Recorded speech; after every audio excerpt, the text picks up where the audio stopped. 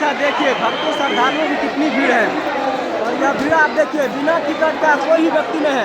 सरकार को फायदा होता ही है, लेकिन समझिए अगर कोई व्यक्ति इसमें किसी के साथ हादसा हो गया तो उनके बच्चे का घरवाला का रखवाला कौन होगा। जैसे कि आप इस तस्वीर के माध्यम से देखते हैं एक भी व्यक्ति खाली नहीं, देखिए सभी जा रहे हैं प्लेटफॉर्म पे।